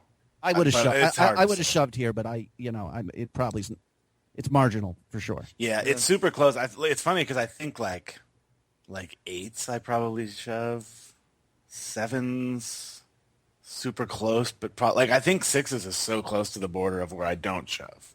Right. I think like I said, normally you don't want to be set mining with 13 bigs, but here you're almost guaranteed a double, and you're not folding, getting 8-1 anyway. So I don't dislike the play. I mean, I would have called here with 7 deuce suited, you know. Yeah, I would have just flatted that hand too, because it doesn't. To me, this is something Mark always preaches me. It's like, does it matter if you have 12 big blinds or 11 or 13 or 12 or whatever the numbers are? It's like, no, like that's the same stack basically. Yeah. So an interesting hand though. The flop was queen deuce 7, and the two guys might have been the two chip leaders get it all in, and they have set over set, sevens versus deuces. Yeah. In KB, it obviously had check to them, and there's all sorts of action. So this hand got him an extra $1,400 or whatever, rather than right. Somebody was knocked out. Now you're down to 5 players. Yep. Yeah. We lost a guy,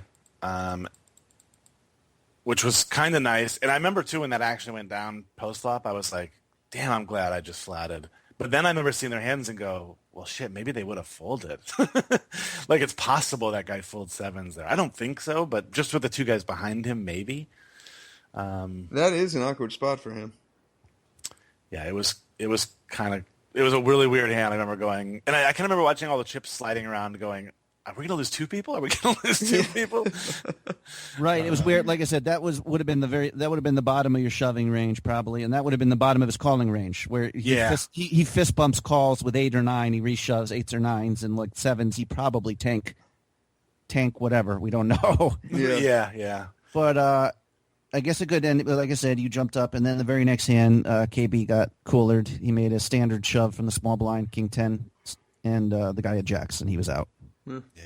Somehow just couldn't man up, as my friend James likes to say. Yes, man up and hit your king. Yeah, couldn't man up and find the king. It was kind of like I think I probably shoved very fast because it's such an easy spot. Yeah. But there is a guy on my right who has like 7 big blinds, which makes it somewhat interesting. Or like maybe should have made me pause for 1 or 2 seconds, but I still would have just said, "No, Mark will slice my throat if I don't shove here." So I shove. You gotta shove that. That's pretty basic. Yeah. So what is? So yeah, I don't know if. So basically, I thought you played well. It seems like you did the hand history. There's nothing that has you bearing your head in your hands, obviously. Yeah, no, like some of those big, like some of the big hands, like the aces and stuff. But a lot of those are in hindsight, going, well, I didn't get any action, so of course I wish I had flatted. Those hands, like you said, could have played completely different. Where I where I flatted and then the guy did have sevens and the flop came king 10-4 and he folded where I would have got it all in, Right. So You there's needed to get paid off at least one of your aces or set of fours, and you never did. Yeah, that's like a different kind of variance. Everybody talks about sure. variance like losing flips or getting, losing 3 80-20s in a row. Nobody really thinks about the variance of like never getting paid with your big hands or, Right. And your one check raise, the one pot you really tried to steal, which was a good spot, obviously failed too. So yeah. Yeah. But I remember feeling. I yeah, felt great after the tournament. That's one thing I remember is that I felt really, really. I mean, maybe it was all the beer. You stole my line. Really you stole my line, man. Yeah, I just felt like I was not disappointed at all about. It wasn't like when I finished 18th in the million guaranteed. After that tournament, like I was shattered for a while, for like an hour or two, where I was just like, oh, $250K for first, that would have been nice. This one was just kind of like, man, I feel like I played really well. I had a blast doing it. I'm out of makeup. Life's good, Yeah. I'm gonna have another beer, and then I think I did proceed to have about 3 more. The makeup, although I don't think it affects your play, but I got to say, watching the Twitch stream, like every time someone was like, there was an all-in, you were like going ladders. Like yeah, you really were focused about.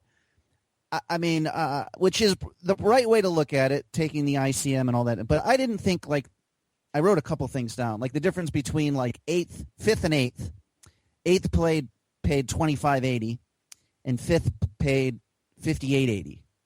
So if I'm playing, all I know is that, well, it's only doubling my money by going up 3. I'm probably thinking this wrong. Like, to me, that's not that huge a jump, which maybe if you're in makeup, I guess it's a different thing. right. But, I mean, if people are all in, I'm rooting for them to get knocked out. And that was, again, variance. Like, there's a bunch of times where the short stack got in and doubled up while you were playing, too. Yeah. But it did to me you were very focused on just laddering up.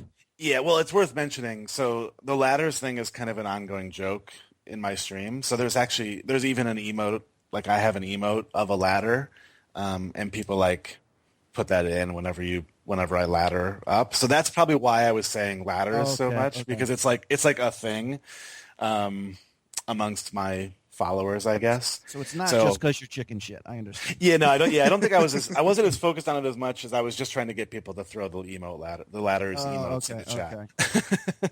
How many people were watching it? Was this your most watched stream, or do you know? No, my most was when I was deep in that million.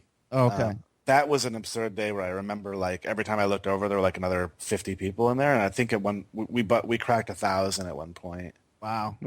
That's cool. I think in this tournament, I think we peaked around 300. Okay.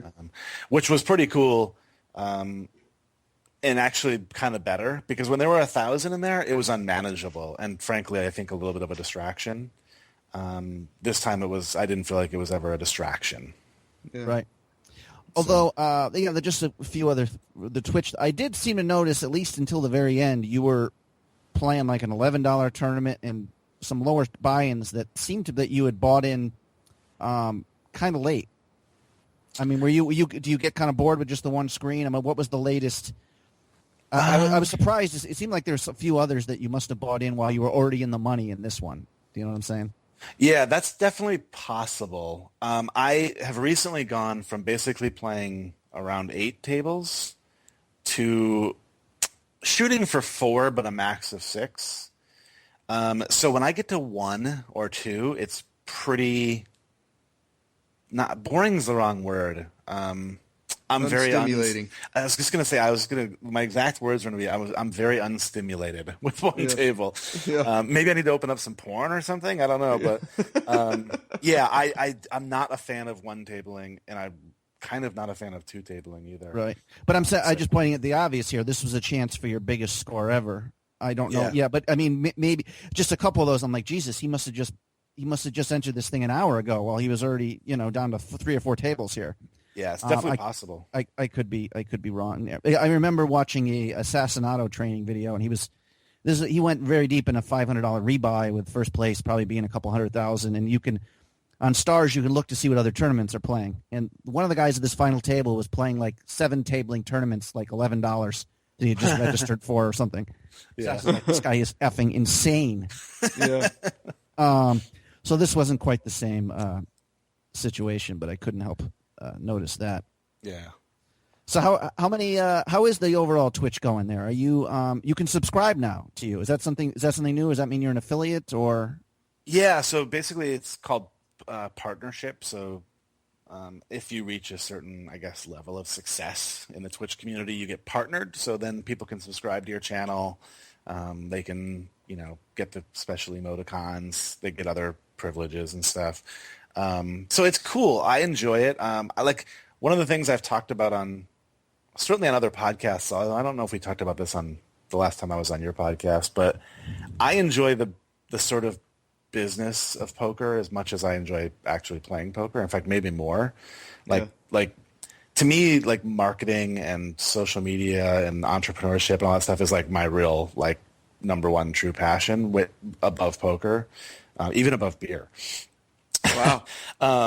So it's been like a really fun challenge to me. Like when I started out, I had 2 viewers and 5 followers or something, and I basically just set goals for myself for this year for what I wanted to accomplish on Twitch, and so far it's gone really well, and I enjoy it. It's like we were talking about earlier, like with the whole having a few beers while playing thing. Like I want to have a blast when I'm playing poker. I want to enjoy every minute of it. I don't want it to feel like a job. I don't want it to be boring. And as you guys know, sitting in your office at 2 a.m, grinding out the last levels of a $11 cubed, all by yourself can get really, really boring. And, and to the point where it's like, you want to just like say, do I really care about this tournament? I'm going to go watch the end of the football game and have a beer or something.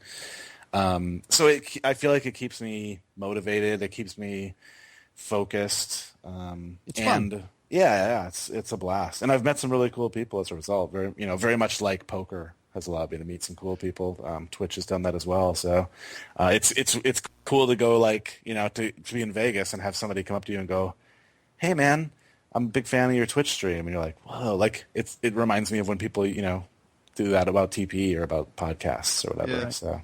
Yeah. Not to start a fight amongst TPE people here, but I can't help noticing that Carlos's Twitch is really taking off. He's like, yeah. If you on the day you wake up and Carlos, you've got 3,800 followers and he's got 3,801. I mean, is that where you hire some good old Carolina boys to take care of the Knitmobile? No, it's funny. One thing I have definitely learned in this whole Twitch thing is like partnership. Well, not Twitch partners, not the actual formal partnership, but cooperation, I guess is a better word, amongst streamers is like good for everybody, So like guys like, Jamie Staples has been very supportive of me. Kevin Martin, like guys like that have, hosted me, have given me shout outs in their chats. And I've tried to do the same for Carlos. And I mean, Carlos has become probably, not like this is going to sound like some weird humble brag, but Carlos has probably become as much or bigger of a celebrity than me. Like, and I don't think, again, weird humble brag. I'm not a very big celebrity, but I do have some people who like my podcast or like follow my Twitch channel or whatever. Yeah. I'd be interested actually if me and Carlos walked down the hall every day of the Rio for an entire summer. Would he get approached more, or would I? I bet he would. So he deserves to have more followers on Twitch than me. He's a bigger celebrity than I am, I think, at this point. God damn it. I thought me and you were going to make a deal. You were going to give me $300. I was going to torch that thing. I was ready to leap into action there.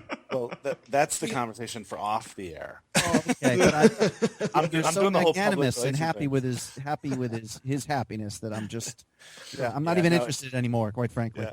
In fact, I'm looking forward to it because me and Carlos are going to do a stream together from the Cherokee Circuit event next month. So, Oh, cool. Looking forward to that, and probably more than one stream, I assume, but at least one for sure. So, I assume from the Knitmobile, but hard to say. I was watching one stream where he was like, he was outside some casinos, like, anyone gets busted out, wants to come outside and talk in the Knitmobile, we'll do that. So yeah, I don't know if he's actually had one where he's done that, where he's had someone else in the Knitmobile, but I'll definitely. You got to tweet that out because I would want to see that for sure. Yeah, I'll make sure and tweet that one out for sure. It'll be a blast. Right on. So I was hoping to do it from Punta Cana. I was planning to attend Punta Cana this year, but it kind of looks like now I'm not going to go. So it looks like Cherokee would be my next opportunity. But I know Carlos is going to Punta, so it would have been fun to do it there. But oh well. Did he win a package or? No, I think he's just going down. Okay. In fact, I might have this story completely wrong, but I think that might be where like he actually went and set up residency and stuff to get his full tilt money back in the days. Oh, okay. So I think he kind of has like connections down there, like friends, and can also play on stars and stuff when he's down there. So I'm picturing Carlos has hired some Cuban fishermen to get his knitmobile there on a giant raft to avoid paying whatever. Well, it was funny because when I thought I was going and I knew he was going, I said, well, I should just hit him up and see if he wants to like share a room, you know. So I hit him up on Skype and I'm like, hey man, my wife's not going now, so if you want, you can have my bed for like $500 or the other bed for like $500 or whatever. And he goes, oh no man, I got somebody who's letting me sleep on their couch. I was like, of course you do. Of course you do. You're like, afterwards you're like, hotel room pay? Why did I even think of that? I know. It was crazy, but I just kind of figured, well, man, maybe he doesn't really know anybody down there, but no, he does. He does. So it's pretty funny. But yeah, super happy for Carlos, and I mean, he's been a friend and part of the TP family for I guess 3-4 years now. So could not be happier. If we're taking it as a given that everyone knows you are the founder of the training site Tournament Poker Edge, but for anyone who's listening to this podcast for the first time, we should talk about that place a little bit. You got some new team members over there. Yeah, it's been kind of fun. We've had an opportunity here to like do some kind of cool things with TP. Diego Ronfez Buddy, who's my primary business partner, switched jobs recently, so he had some time off. So the result of that was we were able to sit down and really, really focus on TP for like a month or month and a half. And so we rebuilt the whole front end of the site, so it kind of has a whole new look and feel. And that's I noticed that. Who does that? Do you do that, or does he? He does that. Okay. I mean, he doesn't physically sit down and do it. Like he hires out people and contracts people and stuff like that. But he built the original site himself. Okay. But yeah, so like some independent contractors or whatever did it. But and that's going to continue. So we're slowly going to basically rebuild the entire site just to look new, more modern, more features, things like that. But we also took that opportunity to sort of get out there and try to find some new. Some fresh blood on the pro front. And we had some guys who had sort of tapered off or had stopped playing as much or had stopped doing videos altogether. So we just were like, well, it's probably time to add some fresh blood anyway. So we went out and found a few people, and they seem to be working out really well so far. So we're excited about it. Good. Yeah. Yeah, it's kind of funny. In your Twitch stream, there's been a couple times where I don't know if someone's the one time I was watching, I don't know if they were giving you hell. They're like, if you really want a good training site, everyone should check out Run It Once. And, you dealt with it very diplomatically. You're like, they have a great training site. You're like, I think for No Limit Hold'em tournament poker, we're the best.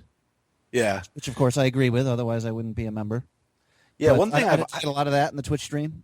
Not a ton, actually. In fact, a lot of the people don't even know what training sites are, so they can't even really like push somebody else's. Sure. But I've always been really, really careful not to talk bad. Well, yeah, for the most part, talk bad about other training sites because I think they all do certain things well, right? Like, I mean, Run It Once obviously has some incredible sicko pros. I mean, they have Phil Gelfond and Sauce 123 for God's sakes. Yeah. But those guys play cash games or PLO or whatever. So. And like the reason we started this site was because Diego and I were members of what were very good training sites, but we had to wait, a week and a half between every tournament video, you know? Precisely. And I didn't want to watch Raz videos anymore. I was done. I wanted to watch tournaments every day. So I always tell people, I'm like, look, there are great options out there. And if you play cash, Tournament Poker Edge is not your option, or I should say, if you play exclusively cash, Tournament Poker Edge isn't your best option. But if you want to get better at tournaments and that's what you want to focus on, then I think we are the best option. I think so too. So that's always kind of been my approach. We've had people from other sites talk shit about our site and things like that, and it's just not something we try. We try very hard not to do that. Right. It's just bad business. Yeah, for sure. Yeah. But are you thinking of expand? I mean, I was talking to one player. I don't want to who's a good mixed game player, who said that he had been approached by. I think he specifically said the big dog asked him. This might have been just a bullshit couple drunken guys talking conversation. that he asked him to do some mixed game stuff for your site. Is that something you debate, or you probably gonna stick with just no limit hold'em tournaments? No, we definitely talk about it. In fact, we actually have, I think twice now, we've gotten somebody to do no limit tournament videos. So not mixed game cash or anything like that, but horse tournament or whatever. Well, you are tournament poker edge. It doesn't say no limit, so you can expand it in that way without. Yeah, but it's never. If we run really bad in that regard, it's never worked out. We had one guy do like the first one or two parts and then fall off the face of the earth and never turn in the rest. We had one person do one that the audio was all screwed up on, and then we're like, well, can you redo it? And they said, sure. And then we never heard from them again. And the other thing is, like, so we do have a very, very small number of no limit hold'em tournament videos on TPE. They don't get much views. Sure. So, yes, there are some vocal people who want us to put up, horse videos or Omaha tournament videos or whatever. But 95% probably of our customers play no limit hold'em tournaments only. I bet the number's higher than that. Actually, I bet you it's more like 98%. Right. They only play no limit hold'em, and at the end of the day, do I want to make those other 2% happy? Of course, I would love to. But do I want to do it at the expense of the 98% who now have to sit through a 7-part horse tournament series? I don't know. Maybe not. Yeah. So I know you publicly tweeted not long ago about you're looking for new pros. I mean, so I don't know how many people contacted you, and what's kind of the decision making process there about who you were going to use. Yeah, I would say. It'd be hard for me to guess how many people contact us, because what ends up happening is some of them reach out to Big Dog, some of them reach out to me, some of them contact us via email. I would say maybe like 20 would just be a really rough guess, but honestly, it could be 15 and it could be 40. But I would say somewhere around 20. And the way we decide is really subjective and very much just depends on the person and what we're looking for. So, like, we obviously want somebody that can teach. We want somebody that has good results. Articulate, yeah. Hopefully they have both those things. But we, at the end of the day, we are a business too. So we also want people who are marketable, So we, they might be really... I was going to ask specifically about the Saurus. Yeah. So I couldn't help noticing he's just got a shit ton of Twitter followers. And this isn't an accusatory thing, but I mean, it makes sense to bring him on. Right. But he probably has less results, certainly, than any of your other pros, right?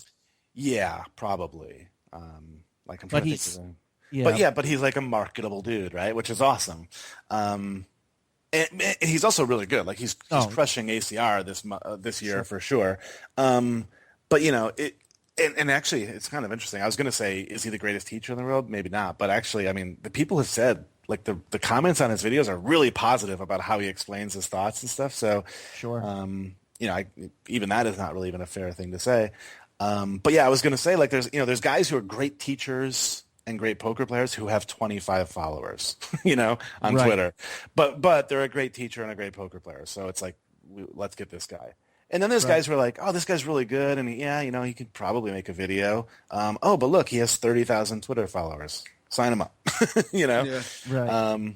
So that's the business side of it. The hope is that you can find all those things in one person. And sometimes it's just who you have a good feeling about too. Like, we've hung with Thesaurus in Vegas at the World Series and spent time with him. And there's other guys like that too who have kind of come on because we just have gotten to know them and we like them a lot. Yeah, I think you probably got a lot of members you can tell who just, the Brocus and the Jace videos, of course, are brilliant. But they can wear you down. They make poker sound really, really hard. And then there's a guy here who he's having fun and he's winning money. Yeah. You know what I mean? I mean, he's explaining himself well. But right away, it's funny. I noticed his comments too, and it's like you could tell people were very excited to have him on board. Yeah, and it's always interesting too because you have you have the demographic differences between members as well. So you got guys like who are playing on Full Tilt and Stars who probably have no idea who drawing board, / thesaurus is. They've never seen his name. Oh, that's him? Yeah. Drawing board? Yep. Wow, Yeah, so I've had a lot of hands with him.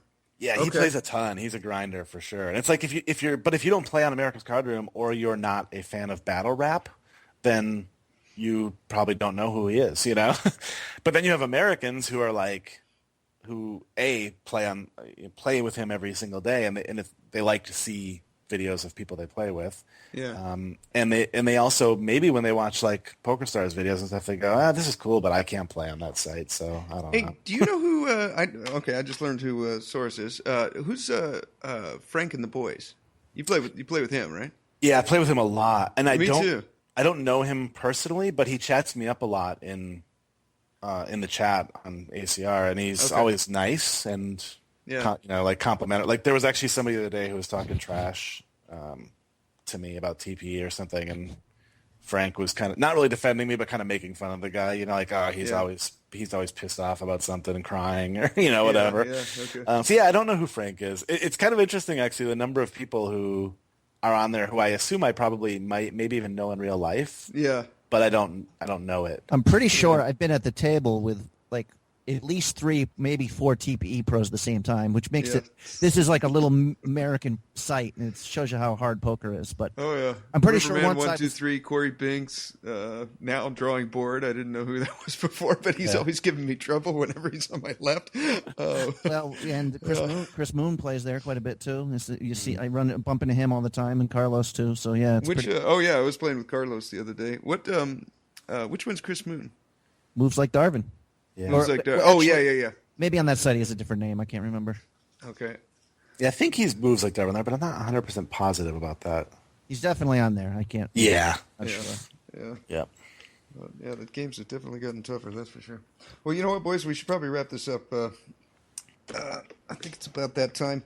Yeah, this has been fun, guys. Thanks for thanks for coming on, Derek. And we'll put a link to TPE in the show notes, and get your free MP3 from Elliott Rowe. Click on that if you want to go straight to the other tapes. I'd recommend those too. We'll put that as the second link. For those of you who spend a lot of time drinking alone, don't feel bad. Yes. You're not really alone. Twitch. You can even convince yourself you're drinking with a friend. That's right. I'll put your Twitch in there as well. I feel like now I have to qualify this whole drinking thing. So I'm sorry. No, you're among friends. I do the same thing. Yeah, I mean, I also work in the beer business, so I have to I don't know. I feel like I'm not as big an alcoholic as I make myself sound like. He's never actually on his knees drunk with just his hands in front of the camera, like reaching for buttons. Yeah, give me time though. I'll get there. Don't worry. That was great. Thanks, guys. I really had a blast. Okay, thanks for coming on, KB. And right. Thank you for tuning in. And here is your weekly motivational speech. Our life is dynamic. It's constantly changing. But it comes with a decision that you're going to divorce the story of your past, the lies you've been telling yourself, that you should change, and you're going to enter into this new life where you must change. You're going to go from that should to a must. So why don't you start today? Why don't you make a decision that you're not going to be this person anymore, and you are going to be on a new path with the decision that you make today.